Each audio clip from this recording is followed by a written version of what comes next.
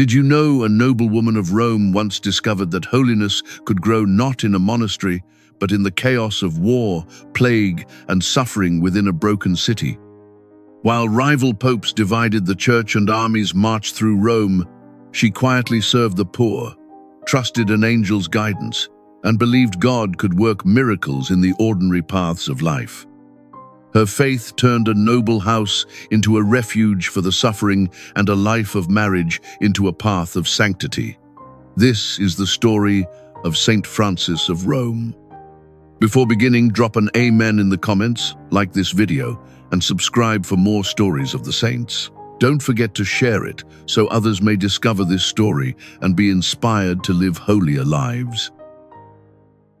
Chapter 1. Historical and religious background.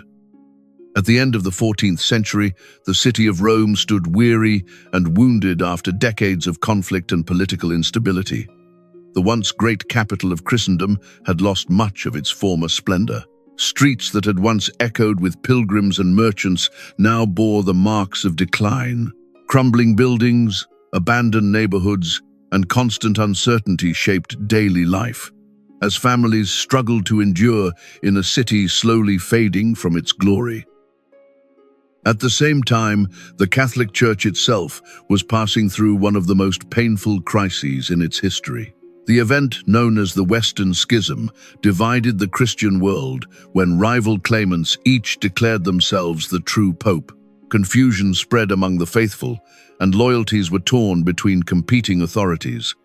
For many believers, it was a time of spiritual sorrow when unity in the church seemed fragile. Across the Italian peninsula, powerful city-states and noble families struggled constantly for dominance. Alliances shifted quickly, and political rivalries often turned into open warfare. Armies marched through the countryside, and cities fortified themselves against enemies both near and far. In such a world, peace was uncertain, and even noble households could find themselves caught in the storms of ambition and rivalry that defined the age. Rome itself suffered repeatedly from military occupation and violence. Foreign troops entered the city, sometimes looting and leaving destruction in their wake. Homes were damaged, properties seized, and entire neighborhoods were left in ruin. The people of Rome lived with a deep sense of insecurity, never certain when the next conflict would erupt or which power would claim control of their ancient city. Amid these political struggles came the heavy burdens of poverty, disease, and social instability. Food shortages and epidemics brought suffering to many families. The poor crowded the streets in search of bread or medicine, while widows, orphans, and the sick depended on the mercy of others. For the ordinary people of Rome, life was often a daily struggle simply to survive another difficult season. Within the noble families of the city, another reality shaped the lives of many young women. Marriages were commonly arranged not for love, but to strengthen alliances and preserve social standing. A daughter's future was frequently decided by her family long before she reached adulthood. Personal desires were rarely considered when the interests of family honor and political advantage were at stake. Yet even in times of confusion and hardship, God quietly prepares his instruments of grace. In the midst of a troubled city and a divided church, divine providence was already at work. From one noble Roman family would emerge a woman whose life of prayer, charity, and humble faith would shine as a light for her generation. Her name was Francesca Bussa de Leone, later known to the world as Saint Francis of Rome. Chapter 2. Childhood and the First Call of God. In the year 1384, in the ancient city of Rome, a child was born into the noble household of the Bussa de Leone family. She was named Francesca. Though surrounded by comfort and privilege, her life would unfold along a path very different from what the world expected. From the beginning, God seemed to be quietly shaping her heart for a mission that would one day touch many souls. Her parents, Paolo Bussa and Jacobella dei Rofredeschi, belonged to respected Roman families whose names carried influence in the city. They provided their daughter with security, education, and the refined upbringing expected of noble children. Yet more importantly, they raised her within the life of the church. The rhythm of prayer, devotion, and reverence for God became familiar to Frances from her earliest years. Soon after her birth, Frances was brought to receive the sacrament of baptism at the Church of St. Agnes near the lively Piazza Navona. Beneath the quiet arches of that sacred place, she was welcomed into the Christian family.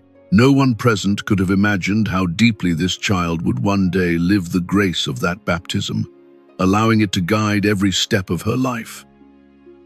As Frances grew, those around her began to notice something unusual about the young girl.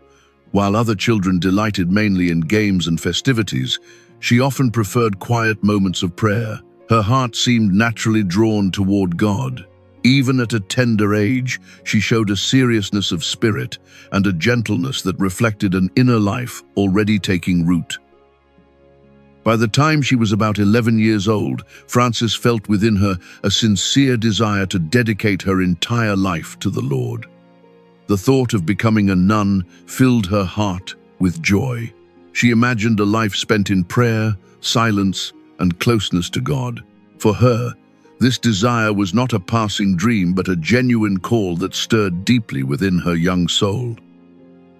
To nourish this growing love for God, Frances often sought out peaceful corners where she could pray and reflect. She listened attentively to spiritual teachings and loved reading holy books that spoke of the saints and their devotion. In those quiet hours, her heart was being formed, learning to seek God not only in grand moments, but in humble and hidden ways. Yet the plans of her family followed the customs of noble society rather than the secret longings of her heart. Like many daughters of aristocratic households, Frances was expected to enter a marriage that would strengthen alliances between influential families. And so, while she dreamed of a convent, her parents prepared a very different future for her, one that would soon lead her into marriage. Chapter 3. Marriage and the First Trials of Life. When Frances was about 12 years old, her family arranged her marriage to Lorenzo Ponziani, a wealthy Roman nobleman and commander of the papal troops. Such arrangements were common among noble families of the time. Though still very young, Frances accepted this path with quiet obedience. What she once imagined as a life in a convent would now unfold within the walls of a household in Rome. Though the marriage had been arranged, Providence granted Frances a husband of kindness and understanding. Lorenzo Ponziani proved to be a good and honorable man who respected his wife's deep faith. Rather than resisting her devotion, he allowed her space for prayer and works of charity. Over time, their marriage grew not only in mutual respect, but also in a quiet partnership shaped by Christian values. Within this marriage, Frances embraced her role as a wife and mother with sincerity and love. She gave birth to several children and devoted herself to their care. The noble house of the Ponziani family was busy and full of responsibility, yet Frances carried out her duties faithfully. She balanced household management, motherhood, and prayer, gradually learning that holiness could grow even amid the ordinary tasks of family life. Yet joy and sorrow often walk side by side in the human story. During these years, tragedy struck the family when two of Frances's children died during outbreaks of disease that afflicted the city. The loss pierced her heart deeply. Like many mothers of her time, she faced the painful reality of fragile life. Through tears and prayer, Frances placed her grief before God, trusting his mysterious providence. Not long after her marriage began, another trial came unexpectedly. Frances fell gravely ill, and her condition worsened so severely that those around her feared she would soon die. The household grew quiet with worry, as family members and servants watched helplessly. For a young bride just beginning her life, the shadow of death seemed to approach far too soon, testing the faith of everyone who loved her. According to ancient tradition, during this illness, Frances experienced a remarkable grace.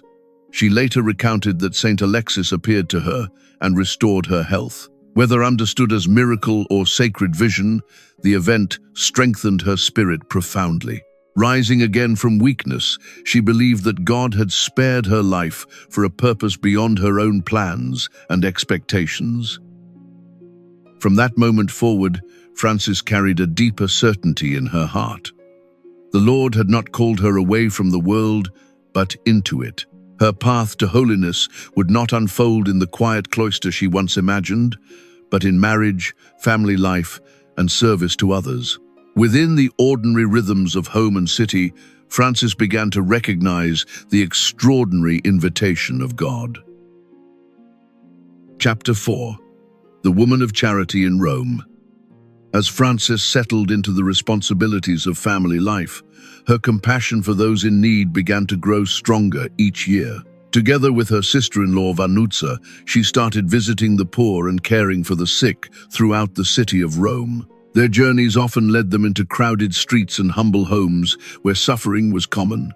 There, Frances quietly offered comfort, kindness, and the gentle presence of Christian love. After the death of her father-in-law, the management of the large Ponziani household gradually fell into Frances's hands. With this responsibility came control over considerable property and supplies. For many in her position, such authority would have meant preserving wealth and status. Frances, however, saw it differently. She believed that everything entrusted to her was ultimately a gift from God, meant to be shared generously with those in need. With this conviction, Frances began using the family's resources to assist the struggling people of Rome. The city was filled with widows, laborers, and families who had lost everything through war or disease. Frances quietly opened her stores of grain, oil, and clothing to them. For her, charity was not a rare act of generosity, but a daily expression of Christian duty and compassion. During seasons when floods and famine struck the region, the suffering of the people became even more visible.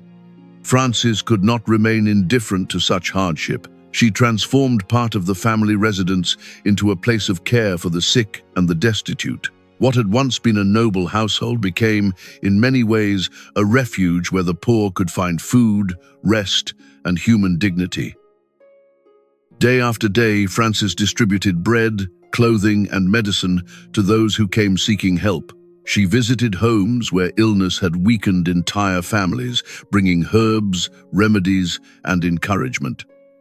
Her presence carried a quiet strength. She did not simply give material aid, she also brought hope, reminding people that even in suffering, God had not abandoned them.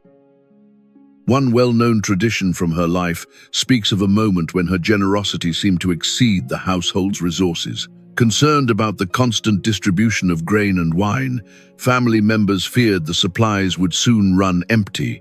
Yet after Frances prayed with trust, the storerooms were said to be mysteriously replenished. Whether miracle or sign of providence, the story reflected the deep faith that guided her actions. The example of Frances did not remain hidden within her own home. Other noble women of Rome began to notice her tireless service to the poor. Inspired by her humility and dedication, many joined in charitable works throughout the city. In this quiet way, Frances helped awaken a spirit of Christian mercy among the wealthy families of Rome, turning privilege into an instrument of compassion. Chapter 5. War, Suffering, and Spiritual Graces. The years of Frances's life unfolded during a turbulent period in Italian history. Conflicts between rival powers repeatedly swept across the peninsula, and Rome often suffered the consequences. Armies passed through the region, alliances shifted, and uncertainty filled the streets. For ordinary citizens, peace was fragile. The instability of the age touched every household, reminding people how quickly human security could disappear. The noble Ponziani family was not spared from these hardships. When Neapolitan forces occupied Rome during one of the conflicts, the city endured violence, fear, and destruction. Property was damaged, Resources were seized, and many families lost what they had built over generations. Even within the walls of noble homes, anxiety lingered. Francis watched as the suffering of the city deepened and the fragile order of society seemed to crumble. During this troubled time, a painful demand was placed upon the family. Francis's young son, Battista, was ordered to be handed over as a hostage to the commander of the Neapolitan troops. Such acts were common in political conflicts, intended to secure obedience and control. For a mother, however, the request was heartbreaking. Francis faced the moment with courage, trusting that God would not abandon her child. Before bringing her son to the soldiers, Francis stopped at the Church of Santa Maria in Aracoeli on the Capitoline Hill. There, in the quiet presence of the Blessed Virgin Mary, she entrusted Battista entirely to God's care. Kneeling in prayer, she asked the Mother of Christ to watch over her son and guide whatever would happen next.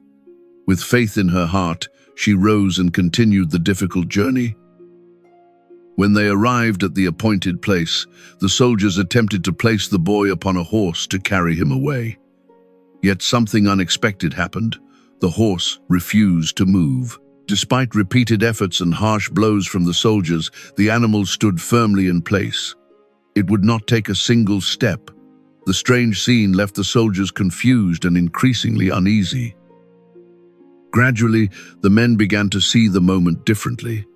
What they had first thought to be stubbornness in the animal now seemed like something greater.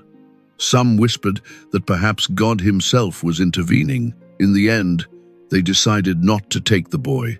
Battista was returned to his mother, and Francis received him again with deep gratitude, recognizing the quiet protection of divine providence. Throughout her life, Francis would experience many moments in which heaven seemed especially close. She often spoke of the presence of her guardian angel, whom she believed accompanied her in daily life. This heavenly guide, she said, helped illuminate her path and protect her from danger. For Francis, the spiritual world was not distant or abstract. It was a living reality surrounding her faithful service to God. Chapter 6. Founding the Community and the Final Journey. Within her marriage, Francis and Lorenzo gradually embraced a deeper spiritual path together. With mutual understanding and consent, they chose to live with great restraint, dedicating more of their lives to prayer and service to God. Their home became not only a place of family life, but also a quiet school of holiness.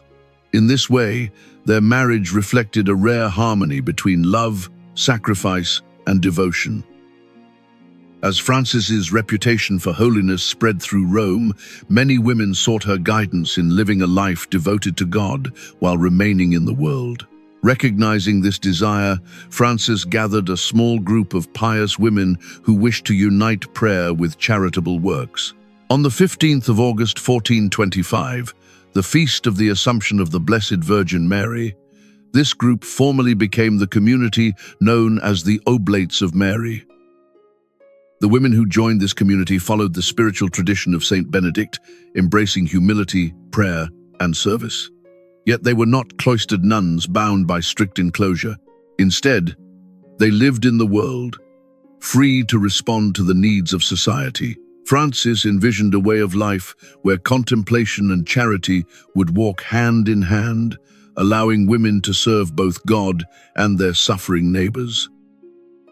As the community grew, a place was needed where members could gather and share a common spiritual life. In 1433, a house near the Capitoline Hill was established for this purpose. Known as Tor de Specchi, it became the heart of the new community. Within its walls, the women prayed together, supported one another, and continued their works of mercy throughout the city.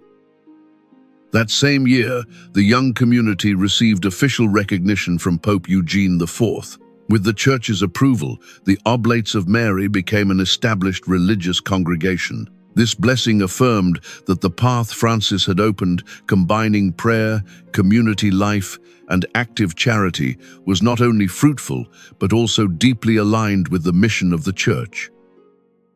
Meanwhile, Frances continued faithfully caring for her husband Lorenzo, whose health had been weakened by injuries from war. For years, she remained at his side with patience and tenderness. When Lorenzo died in 1436, the long chapter of her married life came gently to a close. Only then did Frances move fully into the community she had founded, where she was soon chosen as its spiritual leader. In the final years of her life, Frances guided the Sisters of Tordespecchi with humility and wisdom. Her days were filled with prayer, service, and quiet encouragement for those around her. On the 9th of March 1440, she peacefully surrendered her soul to God in the city she had loved and served. Rome mourned her passing, yet many already believed that heaven had welcomed a new saint. Chapter 7. Veneration and Spiritual Legacy.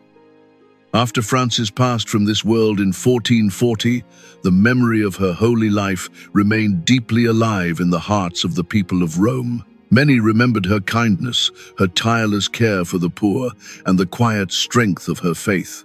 Stories of her charity spread from neighborhood to neighborhood. To the people who had known her, she was not simply a noblewoman, but a spiritual mother whose presence had brought comfort. As the years passed, devotion to Frances did not fade but quietly grew stronger. The faithful spoke of her virtues, her humility, and the many acts of mercy she had performed during her lifetime. Gradually, the Church began to examine the testimonies about her life and holiness. In 1608, Pope Paul V solemnly proclaimed her a saint, affirming publicly what generations of believers had already believed in their hearts. During the 17th century, the reverence surrounding St. Frances of Rome continued to deepen. Efforts were made to locate and honor her remains, which had been hidden during earlier periods of unrest. When her tomb was opened, the faithful regarded the discovery of her relics as a moment of grace. Pilgrims soon came in increasing numbers, praying beside the remains of the woman whose life had reflected the mercy of Christ. The church where Frances had been buried also came to carry her name. Santa Maria Nova, situated near the ancient Roman Forum, gradually became known as the Church of St. Frances of Rome. For centuries, this sacred place has drawn pilgrims who wish to honor her memory.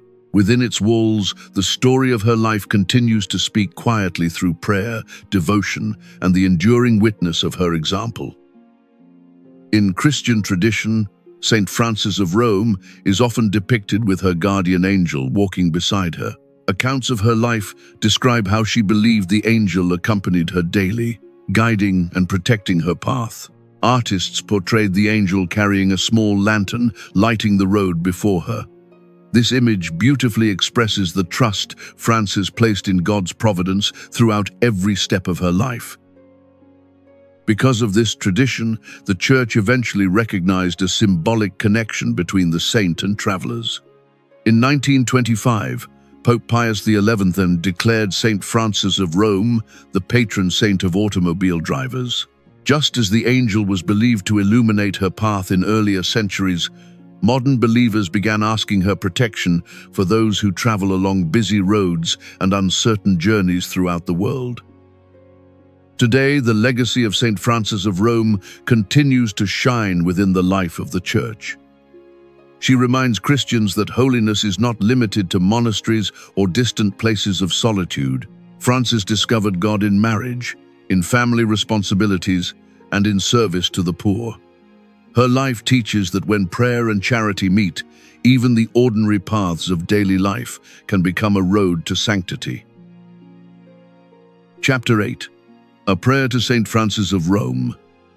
O St. Frances of Rome, faithful servant of Christ, who lived the gospel in the ordinary paths of daily life, we turn to you with trust. You discovered holiness not in distant places, but within family, work, and service to others. Teach our hearts to follow your example, so that our everyday lives may also become offerings of love before God. Teach us, St. Frances, to recognize the presence of God within the simple duties of family life and daily labor. In moments of fatigue, responsibility, or hidden sacrifice, Remind us that every task can become prayer. Help us understand that holiness often grows quietly in patience, humility, and faithfulness to the small responsibilities entrusted to us each day. You who opened your home to the suffering of Rome, inspire us to love the poor with sincere and generous hearts. Help us see Christ in those who struggle with sickness, loneliness, or need. May your example awaken compassion within us, so that we may serve others not out of obligation, but out of genuine Christian charity.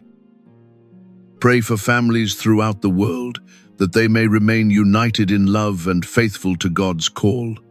Strengthen husbands and wives in their commitment to one another. Guide parents as they raise their children in faith. Through your intercession, may every home become a place where prayer, patience, and forgiveness are practiced each day. Saint Francis, protector of travelers, watch over all who journey upon the roads of the world. Guard those who drive, those who travel for work, and those who return home to their loved ones. May your heavenly protection accompany them in moments of danger, and may your prayers lead them safely along every path they must take. Help us, Holy Mother of Rome, to trust in the loving providence of God, even when life becomes uncertain. When fears arise and the future seems unclear, remind us that the Lord guides our steps. Teach us to walk forward with confidence, believing that God's grace is always working quietly within every moment of our lives. O Saint Francis of Rome, gentle guide and faithful intercessor, pray for us before the throne of God. Ask the Lord to strengthen our faith, deepen our charity, and lead us toward the holiness for which we were created. May your example continue to guide us, until one day we rejoice together in the peace of heaven. Amen.